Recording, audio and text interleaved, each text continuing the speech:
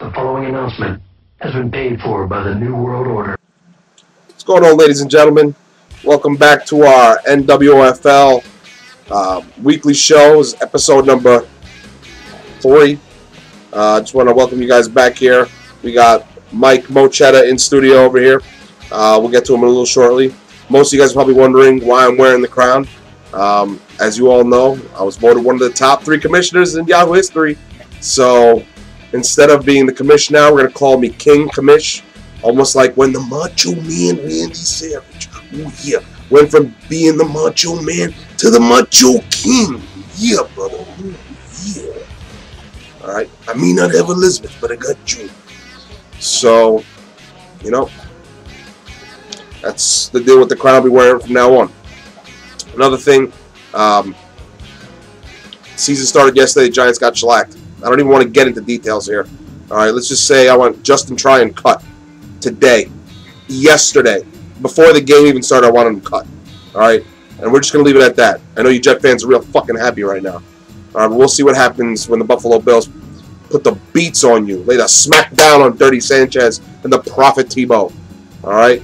Alright, but, you know, I don't want to take too long because the interview's a long one. Mike is talkative. Alright, so, without further ado, wait, Mike. Actually, I'm sorry. Mo Chedda. Alright, guys, and now we'd like to welcome our special guest for today, the Mo Chedda Machine, Big Mike. Welcome to the studio, Mike. How you feeling How today? you doing? How you doing? How's everything? good, I'm good. How you doing? Alright, let's start off by telling you guys a little bit about Mo Chedda over here. In 2010, his first year of fantasy football, Mo Chedda won the Wolfpack division with a record of 9-4. Unfortunately, he lost in the first round to none other than Luke. Wow. Then in 2011,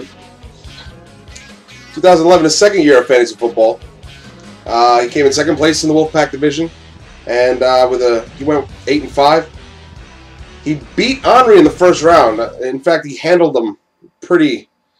You know, he beat the piss out of him, really. But then in the second round, he lost to none other than Luke. Just can't get over the hump. I guess you just couldn't get over the hump. Gotta get over the hump. Yeah, exactly. All right, Mike, let's start off by talking about your draft here. I mean, you know, we just came off with the draft. Exciting time for everybody. Why don't you tell us a little bit about your team and about your favorite picks of your draft? Well, I mean, it is an exciting time for everybody. I mean, everybody was waiting for this draft. Unfortunately, I came out with the 13th pick, so I knew even before the draft started that I was going to have to make some strategic picks. I basically went out with the safe pick for the first round. I took the best available player, which was Larry Fitzgerald at the time. And in the second round, I pretty much wanted to gain like a little bit of rushing with a little bit of passing. That's why I took Killicam. Killicam. And I feel like, I don't want to jinx him, but I feel like Killicam was a good pick for me. Because like I said, I'm going to get a little bit of rushing yards with some rushing TDs from him.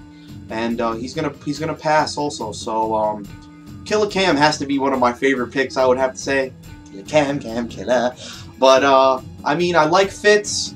I like Reggie Wayne, to be honest with you. I think he's going to be really underrated throughout the year. I think Andrew Luck's going to do a whole lot of passing, and Reggie Wayne's going to be on the other side of that. I took Ahmad Bradshaw late. I know a lot of you may think that, you know, he's done. You know, his career is on a downslope. Had a big game yesterday. But, you know, I expect big things out of him. I mean, look, clearly he's the starter in my eyes. You know, David Wilson, I don't think he's just going to come in there and make an immediate impact like everybody's thinking about. So I think for the round that I got him, it was good. All right. What do you think about Henry winning the best draft? I mean, I looked at Henry's team, to be honest with you. Aaron Rodgers, of course, you know, great quarterback. You know, definitely in my eyes, #1 quarterback. But, I mean, to have Julio Jones and Roddy White on the same team, I think it's a little risky. It's questionable, ladies and gentlemen. Because, definitely questionable. I think sometimes there's gonna be a day where Julio Jones has a day. There's gonna be a day when Roddy White has a day. I mean, he's taking a risk there. But I mean, I mean, to be honest with you, I looked at a lot of other teams. His team is good, but to win best draft, I don't know, Henry. I just can't. I can't really co-sign to that. Let's take the flip side of that. And of the teams you saw, who would you say had the worst draft? Other than White Mike, of course, because White Mike did auto draft, so we can't really count his draft. I mean, even for an auto draft, I thought his draft came out pretty decent. Besides, I guess Rashad Jennings. Tough. You know, his running backs are a little scary. So would you consider him to have the worst draft? I wouldn't consider him to have the worst draft. I really can't think of off the top of my head, to be honest with you. I mean, there's a few people that picked some questionable people to me. Harry picked up some running back that I don't even know the guy's name. I don't even know his name right now. I mean, even during the draft, people were questioning him, like, who is this guy? I mean, I roto-world him. I don't even think they have a picture of this guy up there. It's just like Alfred Morris. Yeah, Alfred Morris, I guess. I mean, Brad picked up Evan Royster. I mean, what is this guy? Could be a starter, really though. That might be a good pick here. But more importantly, what about Tony picking up a guy like a Tim Hightower or Maggie picking up somebody like Keller Winston? Oh, man. You know, is that did they do their homework? To me, that was or was it sheer ignorance? The preparation wasn't there. It's poor. I think that you know, especially somebody of Tony and Maggie's caliber, they should have done a little bit more research. Keller Winslow, as you know, he got cut. And Tim Hightower, I don't even know if that man is still practicing or doing anything right now. He's probably sitting on the couch right now eating Doritos. Wow. But sitting at home. I mean, there was some questionable picks. I mean, I really can't think of off the top of my head who had the worst draft, but there was some people that definitely needed to do some extra preparation there. And Tony, Maggie, we'll see if some picks for Harry pan out. I mean, I don't know. But all right. You know, looking back on your playoff record, again, 2010, the first round exit to Luke, and the 2011, the second round exit to Luke. What do you say to the people who say that the Mo Chedda machine late in the year runs out of gas? You just can't finish. You know, is it the Tony Romo syndrome? Like, what's going on here? Well, I'm basically just going to quote LeBron on this one. All right, Rome wasn't built in one day, so you know, I'm definitely trying to learn from my mistakes. And, you know, I feel like late in the year has to be the time when everybody really has to show up. You know, that's when it really matters. It's crunch time. And, you know, from stats and previous years, you know, I really haven't been able to finish in the past.